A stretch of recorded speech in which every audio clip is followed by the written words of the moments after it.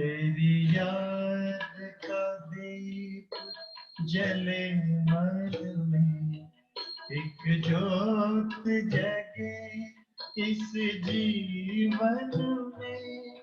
तेरी याद का दीप जले मन में, एक ज्योत जगे इस जीवन में। रहता है कमल जैसे जल में, रहता है कमल जैसे जल में। मैं मुक्त हूँ तन के बंधन में, तेरी याद का दीप जले मन में।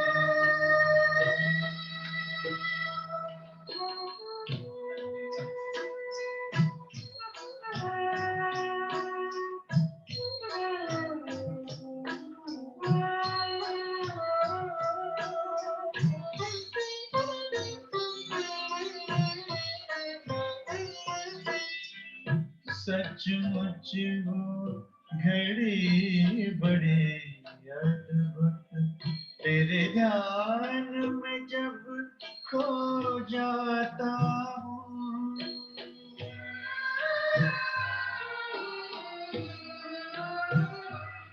सचमुच वो घड़ी बड़ी अद्भुत, तेरे ध्यान में जब खो जाता हूँ। अंबर के पार बसा है तू,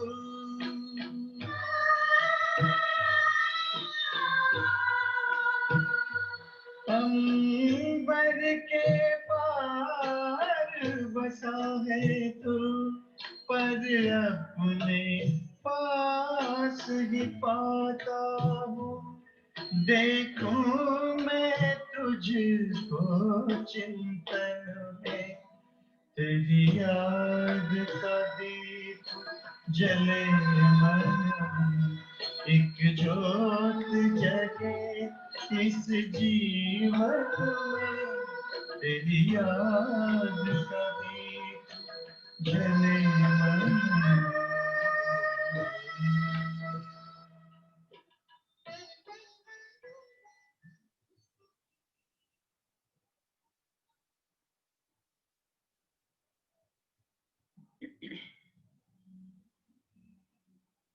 ओम शांति। आज 1 सितंबर की मुरली सुनते हैं। आज बाबा ने विशेष करके कर्मों की गहन गति पर ध्यान खिंचवाया है। कर्म किस तरह से पतित बनते हैं। आत्मा जब पतित बनती है तो हमारे कर्म विकर्म बनते हैं। आत्मा पावन बनती है तो हमारे कर्म श्रेष्ठ कर्म होते हैं। तो सारे कर्म में कर्म अकर्म विकर्म की गति किस तरह से काम करती है। एक संगम युग है, जिस समय बाबा आकर हमें श्रेष्ठ कर्म करना सिखलाते हैं और जिस श्रेष्ठ कर्म के प्रारब्ध अगले कई जन्मों तक होते हैं। बाकी सत्युग त्रेता में हमारे कर्म अकर्म होते हैं, जिसके कोई प्रारब्ध नहीं बनते।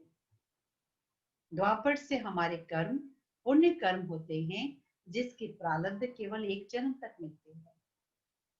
लेकिन अभी है श्रेष्ठ कर्म करने का समय, क्योंकि स्वयं भगवान आकर हमें पद्मा पदम भाग्यशाली बनाकर अनेक जन्मों का भाग्य बनाने के दरवाजे खोल दिया। तो सुनते हैं बाबा के महावाक्य। मीठे बच्चे, बाप आए हैं तुम्हें कर्म अकर्म और विकर्म की गुह्य गति सुनाने। जब आत्मा और शरीर दोनों पवित्र हैं तो कर्म अकर्म होते हैं। पतित होने से विकर्म होते हैं। प्रश्न, आत्मा पर कट चढ़ने का कारण क्या है? कट चढ़ी हुई है तो उसकी निशानी क्या होगी? उत्तर, कट चढ़ने का कारण है विकार। पतित बनने से ही कट चढ़ती है। अगर अभी तक कट चढ़ी हुई है तो उन्हें पुरानी दुनिया की कशिश होती रहेगी। बुद्धि क्रिमिनल तरफ जाती रहेगी, याद में रह नहीं सकेंगे। ओम शांति। बच्चे इसका अर्थ तो समझ गए हैं।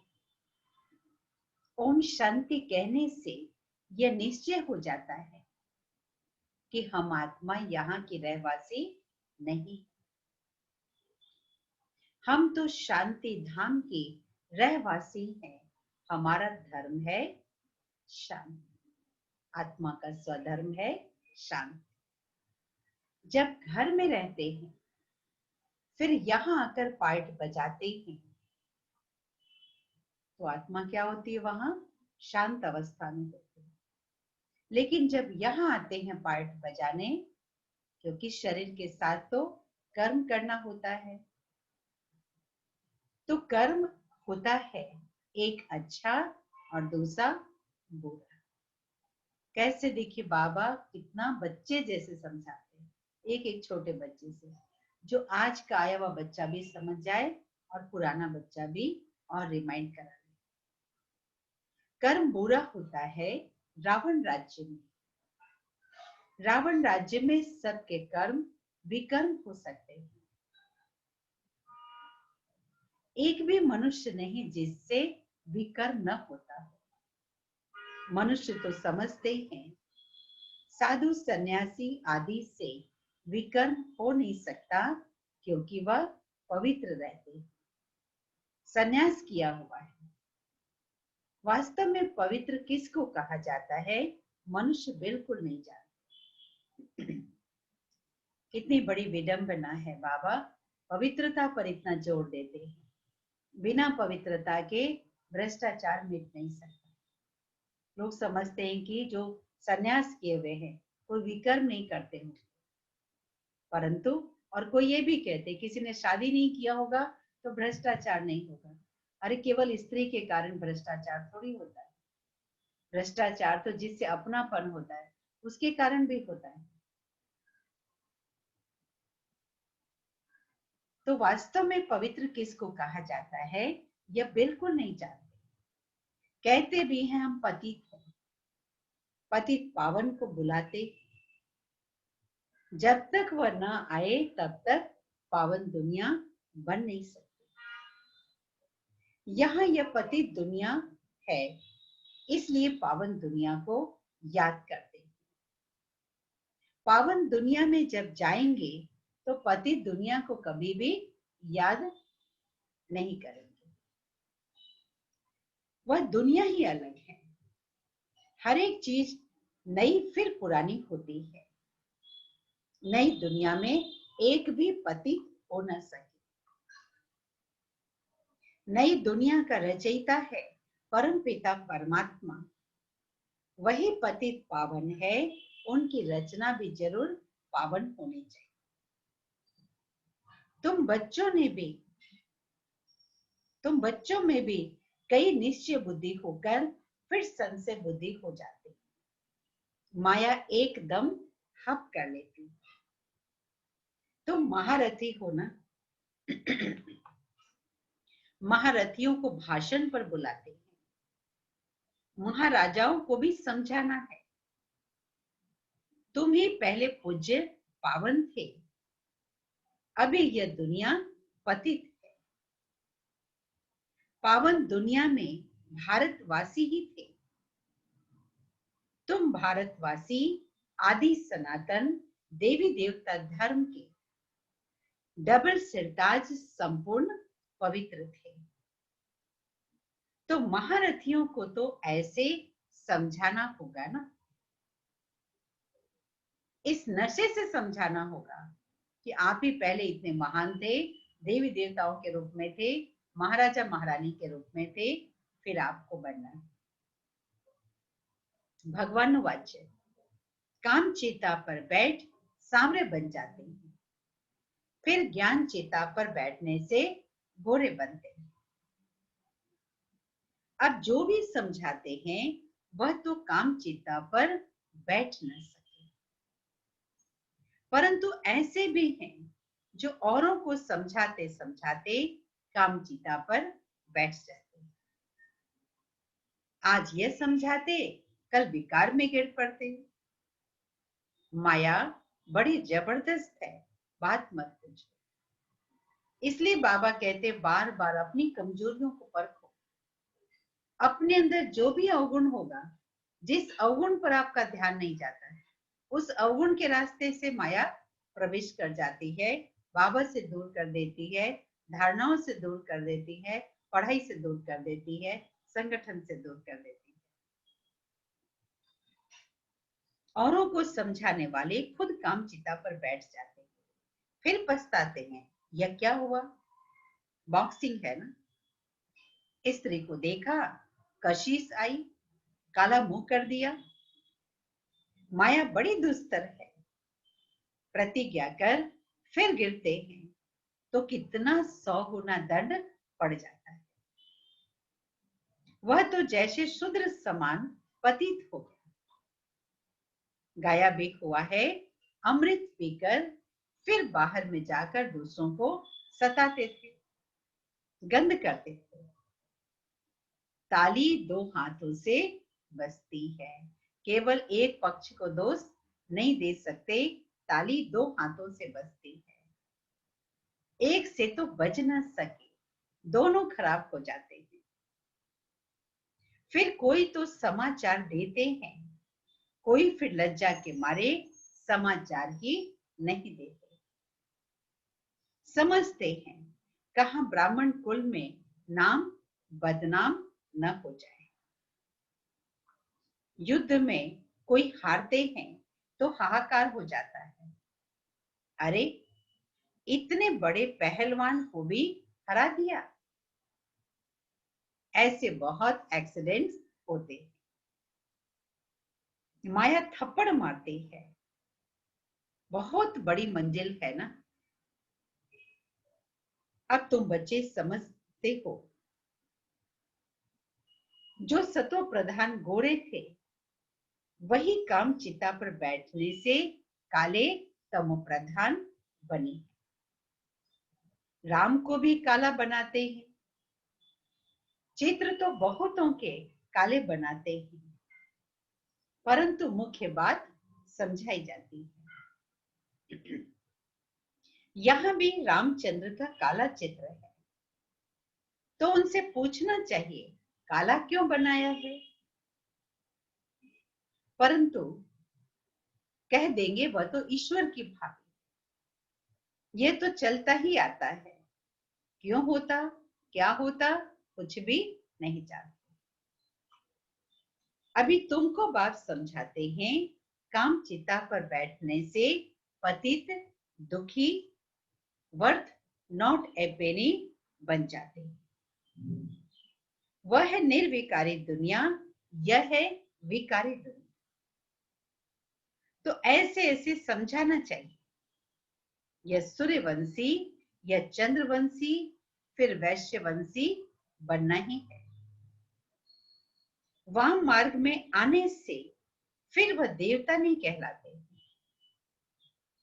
जगन्नाथ के मंदिर में ऊपर में देवताओं का कुल दिखाते हैं, ड्रेस देवताओं की है, एक्टिविटी बड़ी गंदी दिखाते हैं।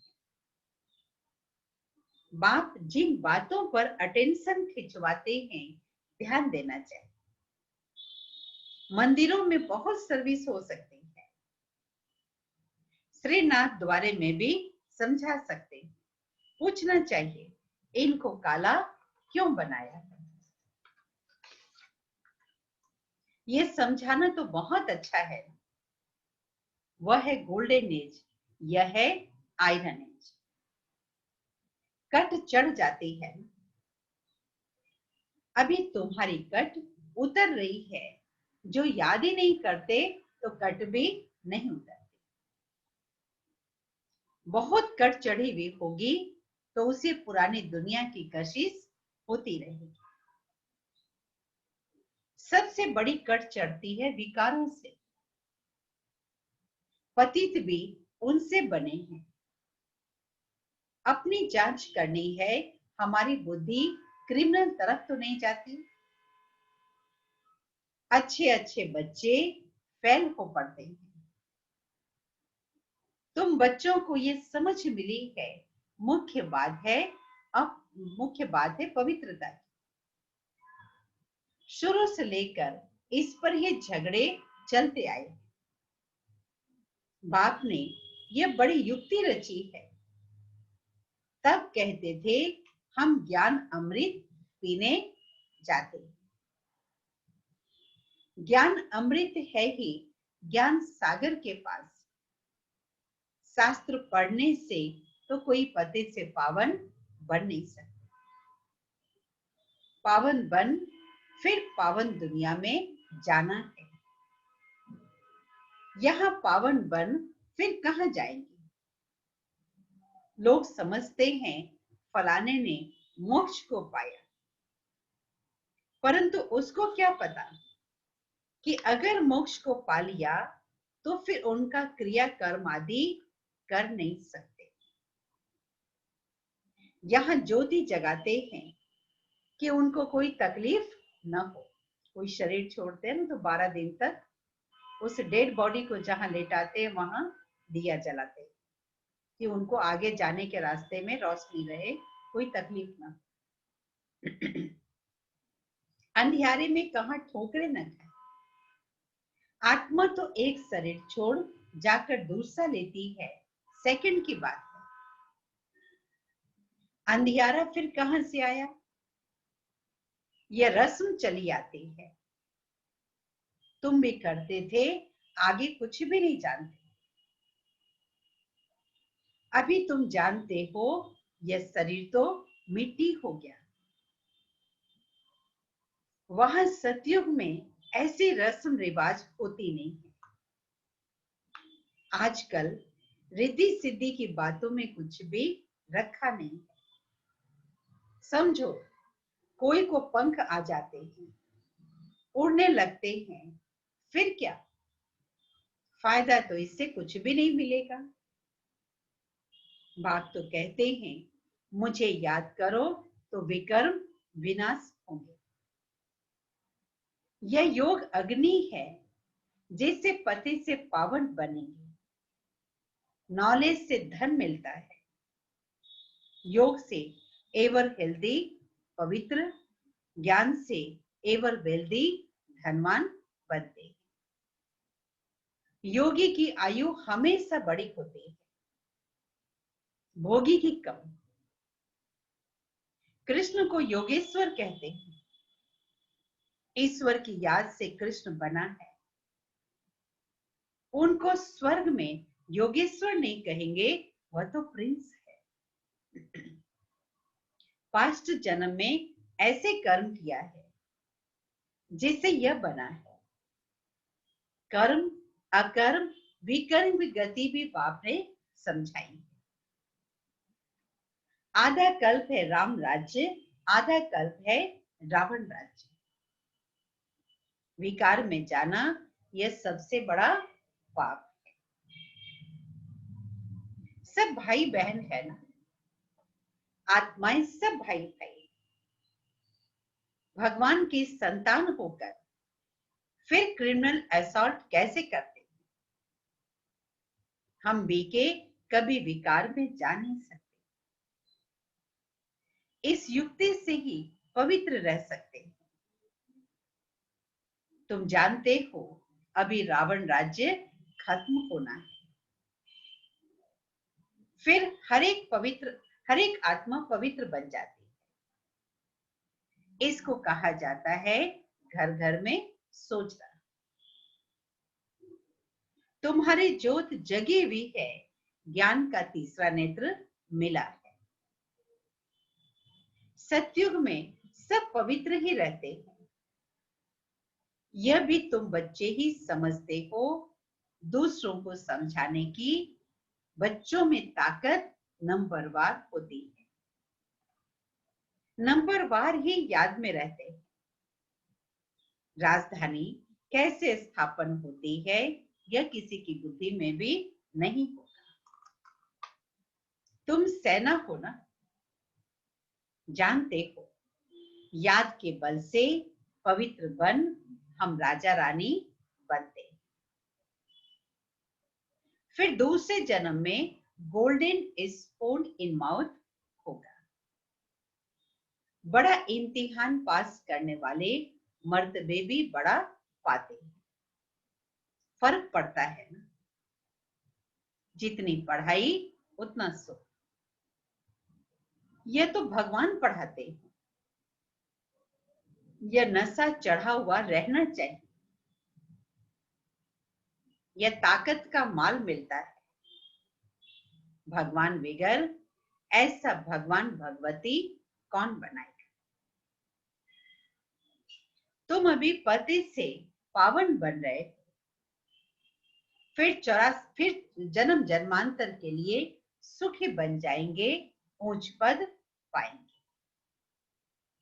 पढ़ते पढ़ते फिर गंदे बन जाते हैं।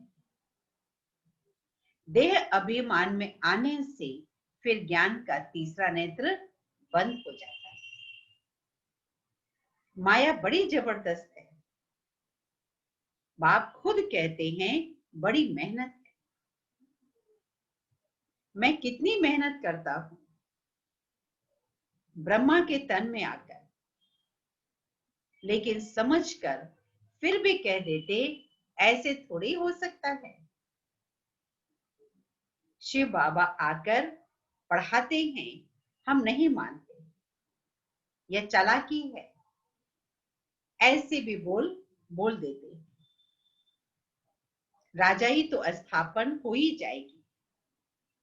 कहते हैं ना, सच की बेड़ी हिलती है फिर डूबती नहीं। कितने विघ्न पड़ते हैं।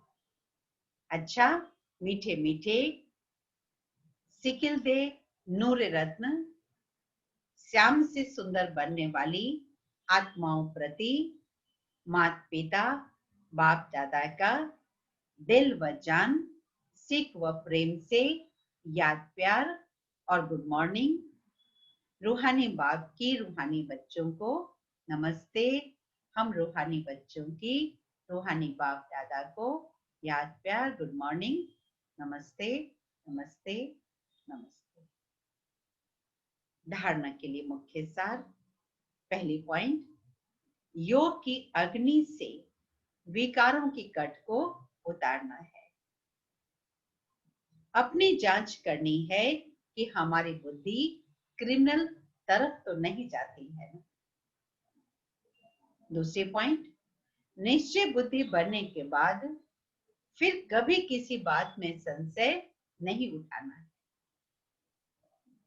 विकर्मों से बचने के लिए कोई भी कर्म अपने स्वधर्म में स्थित होकर बाप की याद में करना है। आज का वरदान,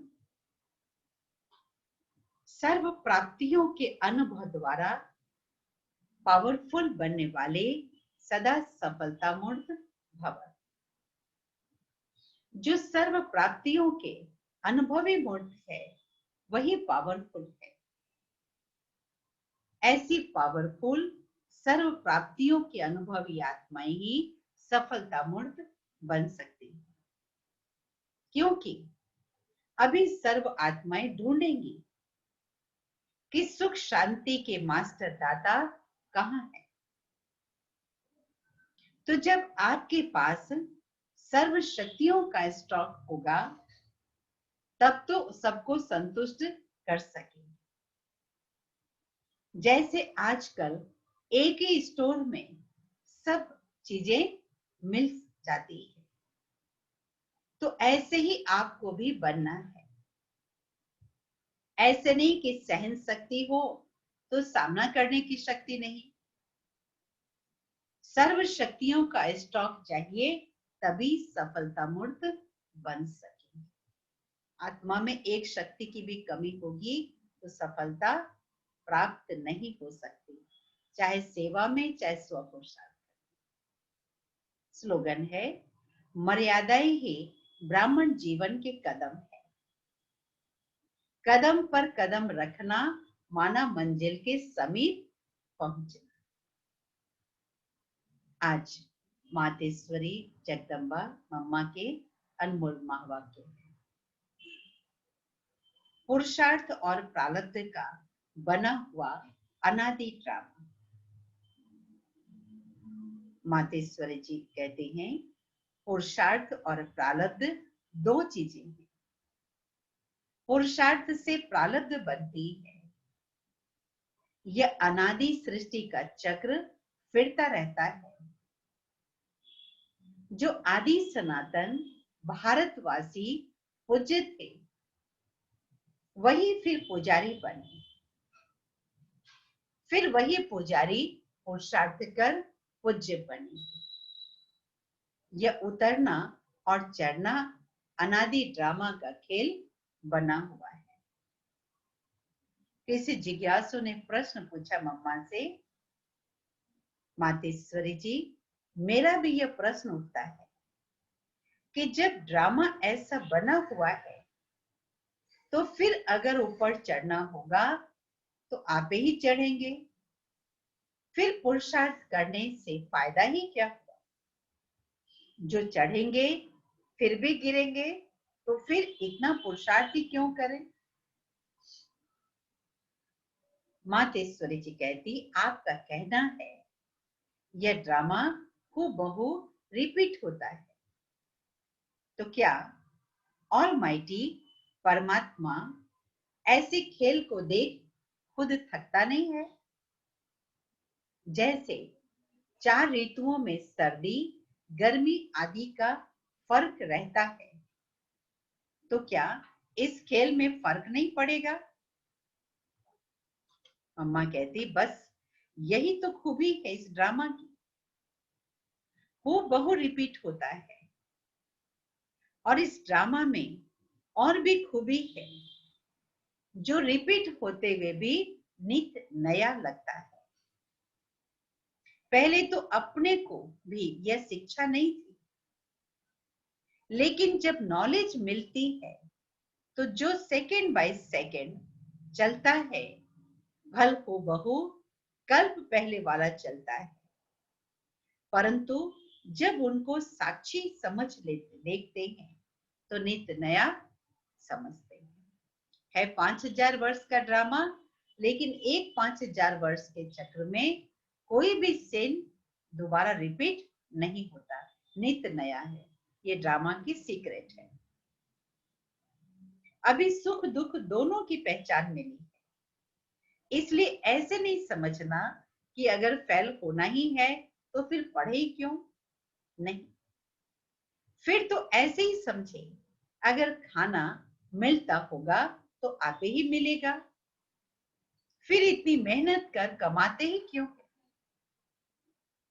वैसे हम भी देख रहे हैं, अभी चढ़ती कला का समय आया है।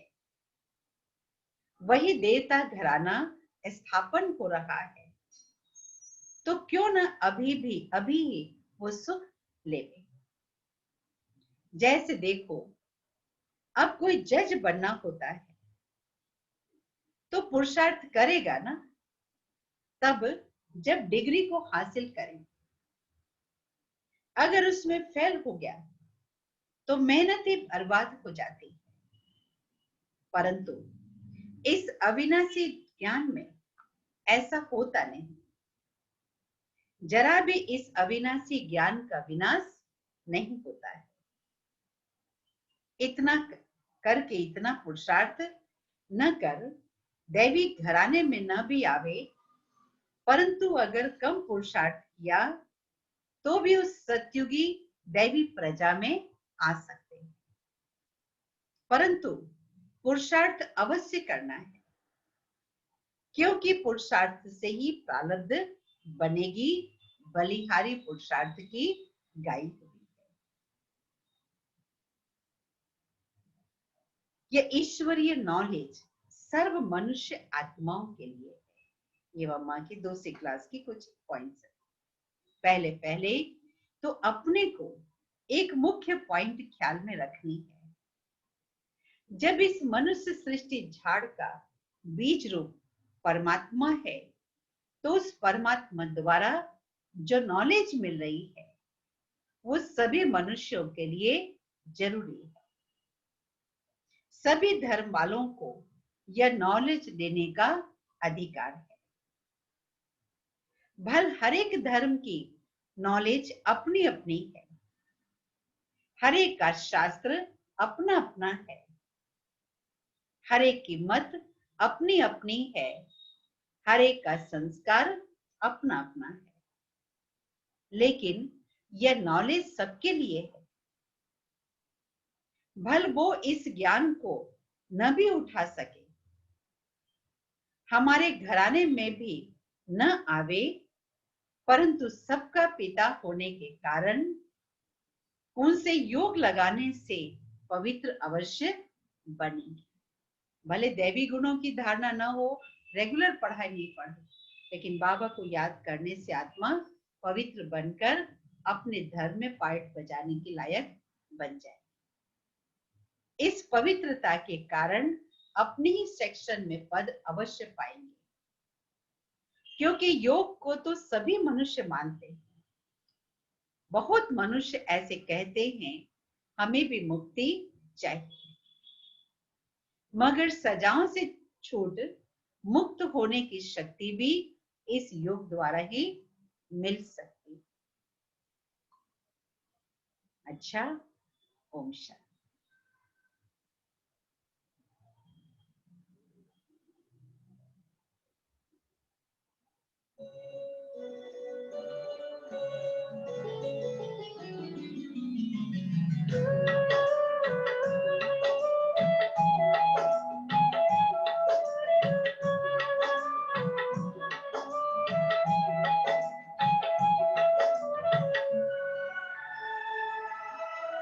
कर्म हमारे श्रेष्ठ बनेंगे,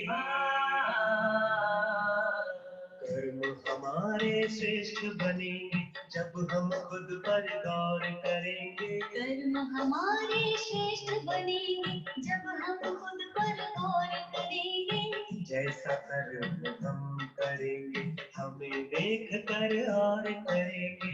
जैसा कर्म हम करेंगे हमें देख कर और करेंगे। कर्म हमारे श्रेष्ठ बनेंगे।